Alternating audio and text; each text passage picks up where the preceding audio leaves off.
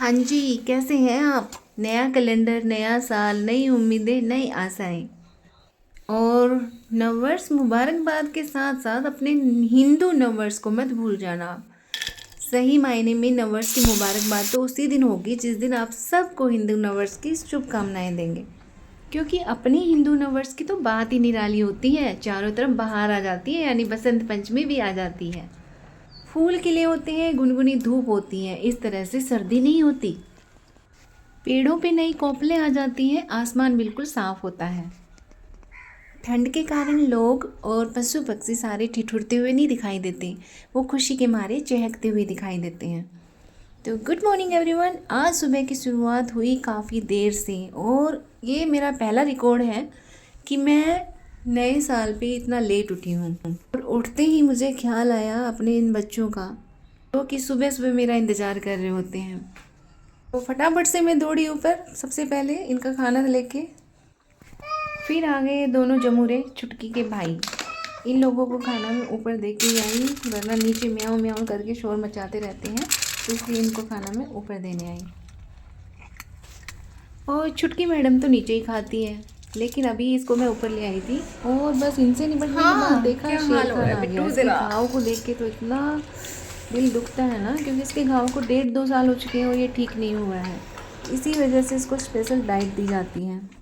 एक महाराज तो खा पी के सो गए हैं, बस ओढ़ने के लिए तैयार बैठे हैं। और तभी मुझे ध्यान आया कि जाते जाते 2024 का जो आखिरी दिन था ना, थोड़ा सा मुझे परेशान कर ही गया। ये याद दिलाने के लिए कि साल भर की परेशानियों को जाते जाते एक बार और याद कर ले। तो कल रात को मुझे थोड़ी दिक्कत हो गई थी, इसलिए मैं अपने डॉग्स के लिए ज़्यादा खाना नहीं बना पाई थी, बस लिमिटेड बेचारों के लिए रोटियां सेकी थी। तो सबसे पहला काम मुझे ये भी निपटाना था कि बाहर वो भूख के कारण बैठे हुए थे, इंतज़ार कर रहे थे और रोटियों का। तो फटाफट से पहले बिना नहाए धोए मैंने उनके लिए खाना बनाया। वैसे तो करीब करीब मैं जल्दी नहा लेती हूँ और नए साल की तो बात ही निराली होती है कि नहा धो के मंदिर जाती हूँ मैं, लेकिन इस बार ऐसा कुछ नहीं कर पाई। तो फटाफट से बाहर ब्रू बैठा हुआ था, उसको जल्दी से मैं खाना दे के आई और उसके बाद मेरा नहाना हुआ, फिर मैंने पूजा की। तब तक हो गया ब्रेकफास्ट का टाइम और ब्रेकफास्ट में आज फिर कुछ हेल्दी सा बनना है। तो इसके लिए मैं ले रही हूँ बाजरे का आटा।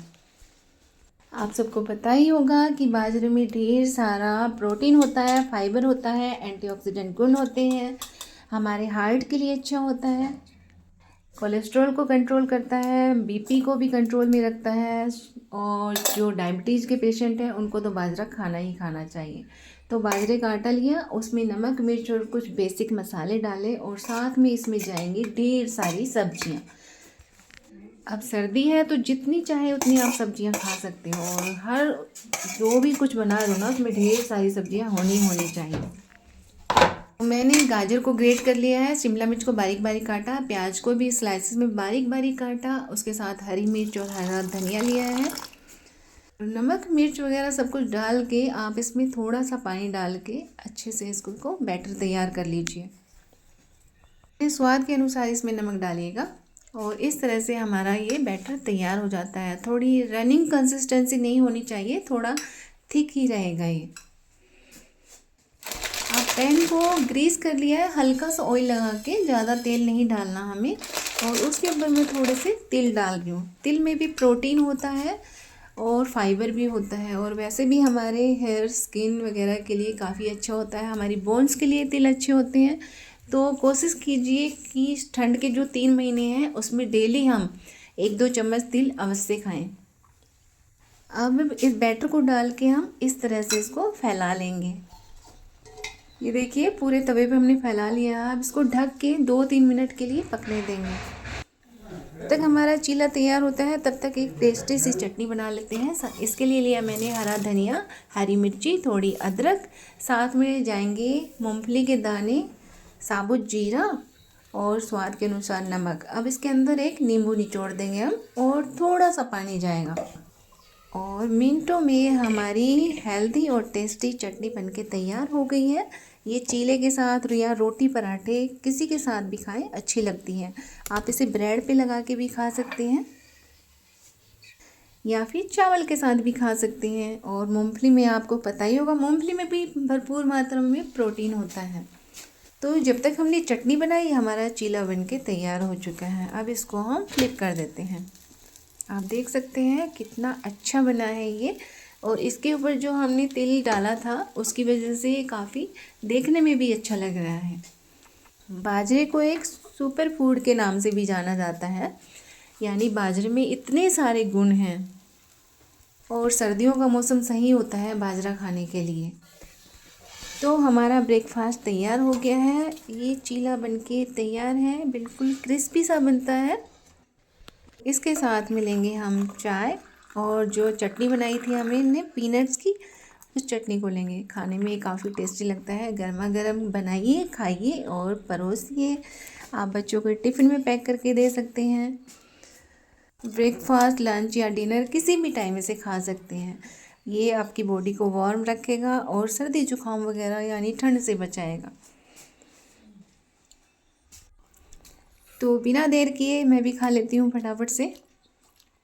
तो ये वाकई में बहुत ज़्यादा टेस्टी बना था। आप अगला काम कर लेते हैं। आप मुझे ये बताइए, आपके घर में जो किचन वेस्ट जाता है, मतलब सब्जियों के इतने सारे जो छिलके विलके होते हैं सब्जी के, फ्रूट्स के, उसका क्या करते हैं? आज मैं आप लोगों को बताती हूँ कि मैं क्या करती हूँ। अभी बारिश आ गई थी तो ढेर सारे छिलके इकट्ठे हो गए, क्योंकि बीच में मैं कुछ कर नहीं पाई। अब इनको ले जा के ऊपर मैं अपना काम करूँगी। मेरे पास बहुत सारे पॉट खाली रखे हुए हैं, उसके अंदर नीचे में थोड़ी मिट्टी डालो। उसके बाद ये जो छिलके हैं हमारे पास, उनको अच्छे से दबा दबा के इसके अंदर भर देंगे। ये मैंने 2 पॉट भर के तैयार कर दिए हैं। छिलके डालने के बाद हम फिर से इसके ऊपर मिट्टी डालेंगे और मिट्टी को भी अच्छे से दबा दबा के भर देंगे। यानी पूरे जो हमने किचन वेस्ट डाला है उसको अच्छे से हम कवर कर देंगे। कुछ दिनों बाद ये थोड़ा और नीचे बैठ जाएगा। फिर हम जो पौधा रिपोर्ट करना है वो पौधा उसके अंदर लगा देंगे, या कोई नया पौधा लगाना चाहे वो लगा सकते हैं। केले के छिलके मैंने अलग रख लिए हैं। इन छिलकों को छोटे छोटे पीसेस में काट के पानी को गर्म करेंगे और उसके अंदर डाल के 2 घंटे के लिए छोड़ देंगे। फिर उस पानी को हम पौधों में दे देंगे और जो छिलके हैं उसे भी मिट्टी में दबा देंगे। पौधे की ग्रोथ अच्छी होती है। चलिए लंच बना लेते हैं। इसके लिए मैंने मूली के पत्तों को बारीक बारीक काट लिए हैं और साथ में मूली को भी काट लिया है। आप पैन में ले लेंगे मस्टर्ड ऑयल, उसके अंदर डालेंगे जीरे और हींग का तड़का। उसके बाद उसमें कटी हुई लहसुन जाएगी। लहसुन के भुनने के बाद उसके अंदर हम प्याज डाल देंगे। प्याज को जलाना नहीं है हमें बिल्कुल भी। और उसके बाद डालेंगे हम 2 साबुत लाल मिर्च, कुछ बेसिक मसाले जाएंगे। हल्दी इसमें ज़्यादा नहीं डालनी, वरना वो ज़्यादा जो मूली है हमारी ज़्यादा पीली पीली हो जाती है। और फिर बारीक कटी हुई जो मूली थी उसको डाल देंगे। स्वाद के अनुसार नमक डालेंगे, हल्का सा बस कुछ बूंद पानी डालेंगे और ढक के इसे 2-3 मिनट पकाएंगे। जल्दी ही पक जाती है।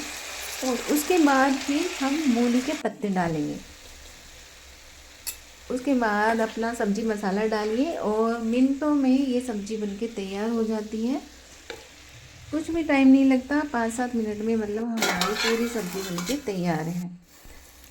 और सबसे लास्ट में मैं इसमें बारीक कटे हुए टमाटर डाल रही हूँ, क्योंकि टमाटरों का जो कच्चापन है ना वो अलग से टेस्ट देता है। वो आपकी मर्ज़ी है डालें या ना डालें। नींबू का रस भी डाल सकते हैं, लेकिन मुझे काफ़ी अच्छा लगा इसका टेस्ट, इसलिए प्याज के साथ टमाटर नहीं पकाए मैंने, इसे लास्ट में डाला है। इसकी जो कच्चा टमाटर का टेस्ट होता है ना उससे काफ़ी टेस्टी बनती है सब्ज़ी। अब भाई नया साल शुरू हो रहा है तो कुछ मीठा भी हो जाना चाहिए। तो इसके लिए मैंने जो शक्करकंदी है, जिसे आप लोग स्वीट पोटैटो बोलते हैं, उसको बॉईल किया है। ज़्यादा पानी में बॉईल नहीं करनी, वरना उसका टेस्ट चला जाता है। अब कढ़ाई में लिया है थोड़ा सा देसी घी और उसके अंदर मैंने अपने जो ड्राई फ्रूट्स हैं वो डाल दिए हैं, ताकि इनमें भी क्रंचीनेस बना रहे। और जो स्वीट पोटैटो थी हमारी उसको भी इसके अंदर डाल देंगे और कढ़ाई के अंदर हम इसको मैश कर लेंगे। कुछ देर में ये पक जाती है। इसके बाद इसके अंदर डाल रही हूँ मैं गुड़, क्योंकि गुड़ भी सर्दियों में सेहत के लिए काफ़ी अच्छा होता है। गुड़ में आयरन होता है जो खून की कमी को पूरा करता है। और इस तरह से हमारी ये थाली बनके तैयार हो चुकी है। डालेंगे हम सब्जी, साथ में लेंगे चटनी और गर्मा गर्म शक्करकंदी का हलवा बनके तैयार हो गया है। और मेथी डाल के मैंने रोटी बनाई है, साथ में लेंगे पापड़ और ये गाजर और मूली का सैलेड। तो एक परफेक्ट थाली बनके तैयार हो गई है। चलिए पतिदेव को परोस देते हैं। माता जी खा चुकी हैं अपना खाना, तो चलिए हम लोग भी खा लेते हैं बिना देर किए, इससे पहले कि ठंड की वजह से खाना ठंडा हो।